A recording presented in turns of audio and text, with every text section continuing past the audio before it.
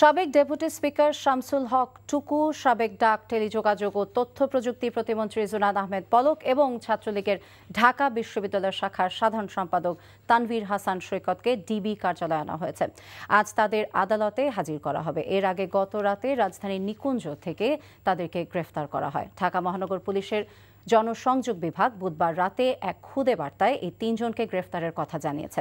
বার্তায় বলা হয়, গোপন সংবাদের ভিত্তিতে ঢাকার খিলক্ষেত এলাকার নিকুঞ্জ আবাসিক এলাকা থেকে আত্মগোপনে থাকা অবস্থায় এই তিনজনকে গ্রেফতার করা হয়। রাজধানীর পল্টন থানায় দায়ের করা একটি মামলায় তাদেরকে গ্রেফতার করা হয়েছে।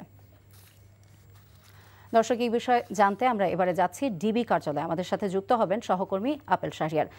আপেল, যাদেরকে গ্রেফতার করা হয়েছে তাদেরকে আদালতে কখন হাজির করা হবে এবং এই বিষয়ে আর কোনো তথ্য থাকলে আমাদেরকে জানাবেন।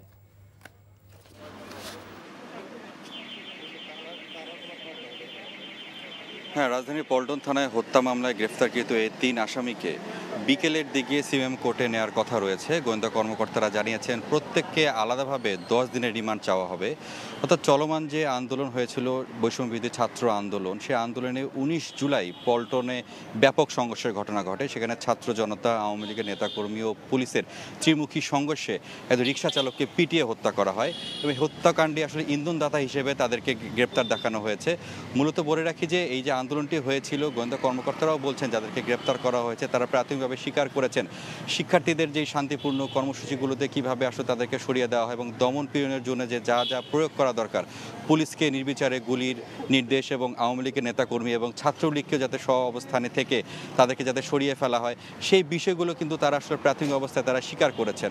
অর্থাৎ যে তিন আসামির মধ্যে কিন্তু দুজন কিন্তু দেশের বাইরে পালিয়ে যাওয়ার চেষ্টা করেছিল। অর্থাৎ 5 আগস্ট সরকার পতনের পর সাবেক তথ্য প্রযুক্তি প্রতিমন্ত্রী জুনায়েদ আহমেদ পলককে আমরা দেখেছি যে তার পরের দিন অর্থাৎ 6 আগস্ট তারা হযরত শাহজালাল আন্তর্জাতিক বিমানবন্দরে তিনি গিয়েছিলেন ভারতে পালিয়ে যাওয়ার উদ্দেশ্যে। অর্থাৎ সে সময় কিন্তু সেখানকার কর্মকর্তা কর্মচারী এবং যারা বিদেশে যাচ্ছিলেন, সে যারা ছিলেন তারাও কিন্তু তাদেরকে আসলে জনরোষের মধ্যে তারা পরে এক কারণে তারা বাধ্য হয়ে সেই এয়ারপোর্ট থেকে তারা পালিয়ে যায়। এরপরেই তারা যেটি করেছিল আসলে রাজধানীর বিভিন্ন জায়গায় তারা আত্মগোপনে ছিল এবং সবশেষ গতকাল রাতে খিলক্ষেতে নিকুঞ্জ এলাকায় একটি বাসায় যে আত্মগোপনের অবস্থা ছিল সেখান থেকে তাদের গ্রেপ্তার করা হয়।